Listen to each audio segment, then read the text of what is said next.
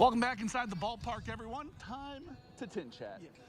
That is Mike Maahs, play-by-play announcer of the Fort Wayne TinCaps. As always, I am Justin Prince. Mike, another week, another edition, and apparently your future's so bright you need some sunglasses today. Well, it's sunny at the moment, unlike a couple of other days since we chatted last, but at least the TinCaps are off and running. You know, when we talked a week ago, they were getting ready for the season opener down in Dayton. Didn't turn out as well as they would have liked, lost 6-5, although in the ninth inning they came to bat trailing 6-1, took advantage of some Dayton pitching wildness, scored 4 runs and had the bases loaded before the final out was made. But they've got 6 games in. I'm quite sure they're the only team in minor league baseball that has played 2 doubleheaders in a span of 6 days. And we briefly talked about it before we started the segment.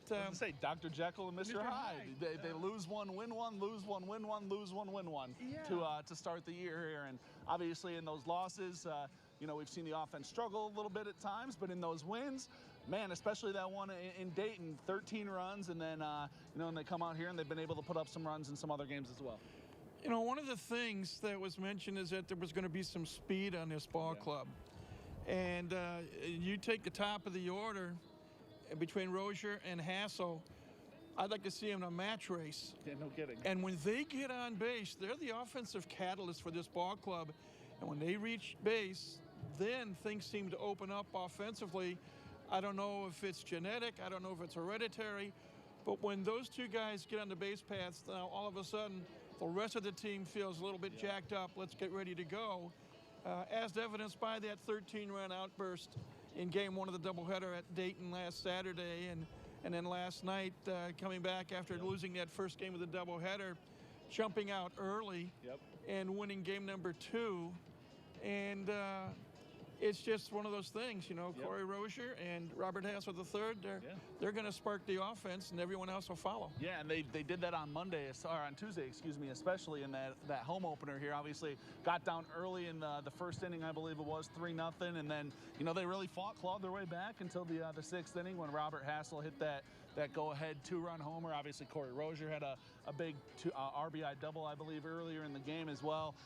You know, what have you seen from Robert Hassel? Like, I think we were talking hitting 478 or something along those lines here to start the season. Yeah, 478, 2 home runs, 6 runs batted in, 11 hits, and he scored 5 runs. And he's primarily, with one exception, batted in the 2 spot.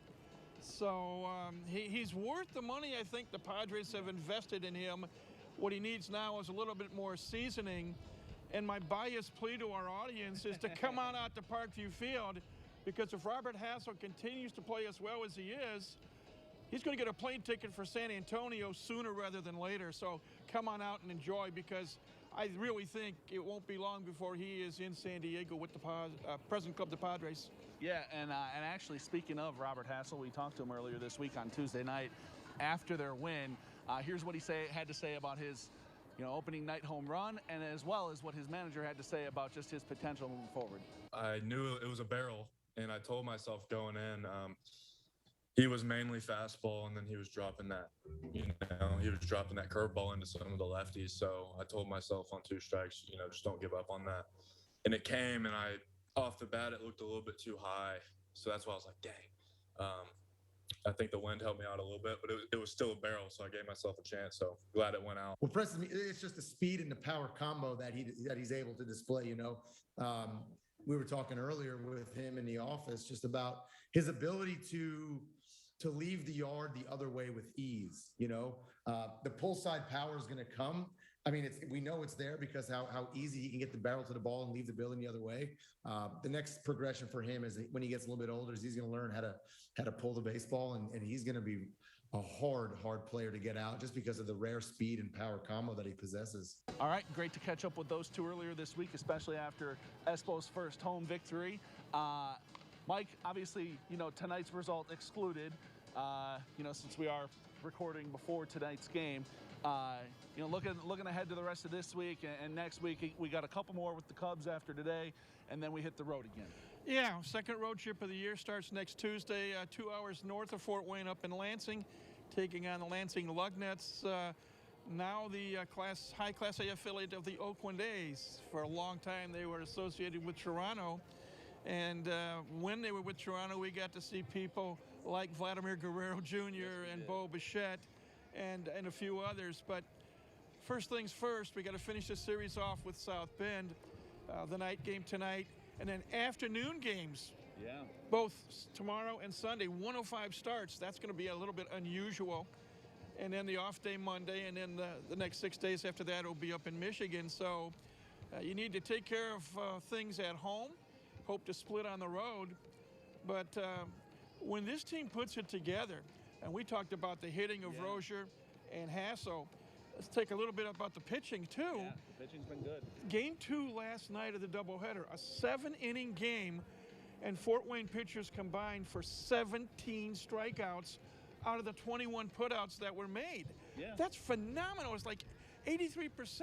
Yeah, and then on Tuesday, obviously, you give up, Vela gives up those 3 runs right away in the first, and then they pitch, what was it, 8 1/3, I believe, scoreless innings after that. The obviously Vela, I believe, went 3 or 4 innings, and then the bullpen did the rest. But the pitching has been pretty spectacular here at points early on in this season. We talked a little bit in Game 2 last night. Felix Minjares, who was with the ball club last year, started out, had problems, or he was sent back to Lake Elsinore and then came back to Fort Wayne.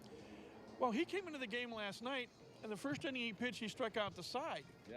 Well, that had happened when he was in Dayton, and there was a streak going last night where, counting the appearance in Dayton, he had faced 8 batters, he had struck out 8 batters, then he walked 2 batters, and then he got another strikeout. So he has improved from a year ago, and granted it's early, but you like what you see. Yeah. Robert Gasser made his second start last night, and we're conducting an investigation to see if the pitch speed gun is accurate or not, because he was throwing pitches that were listed as 92, 93, 94, and I swore they were 97, 98, and maybe 99. And it was fun seeing it. And when you get the pitching, you get the defense, and then you get the hitting together, this is going to be a fun team to watch. Yeah, there's a reason Espo said earlier this year before the start of the season he really likes this team and he likes the makeup of it. Obviously, that excludes possible call-ups and everything, and the changing of the guard that we could see. But getting back to the pitching, obviously, we saw a guy we've seen as recently as last year in Mackenzie Gore making his MLB debut tonight for the San Diego Padres. Looking forward to finally seeing Mackenzie make the show. Mike, just what are your thoughts on that and overall memories of Mackenzie here during his time in Fort Wayne? The first thing I mentioned on the air last night, Justin, was I hope that the blister problems, which really plagued Mackenzie when he's here in Fort Wayne, are gone. Yeah. It's ironic that he's going up against the defending world champions in the Atlanta Braves tonight, but he's got a wealth of talent. Yep. He's a nice young man. I remember a couple of times I got to interview him when he was here in the Summit City. And again, I'm anxious to get this game over with and then see if we can catch the remainder of the game out in California. But he's got a bright future. All the talents in the world, all the tools in the world. Another guy to go from the 260 to the show. That was our show. Mike, we are back same time, same place next week. Again, he's Mike Maahs. I'm Justin Prince. We'll be back right after this.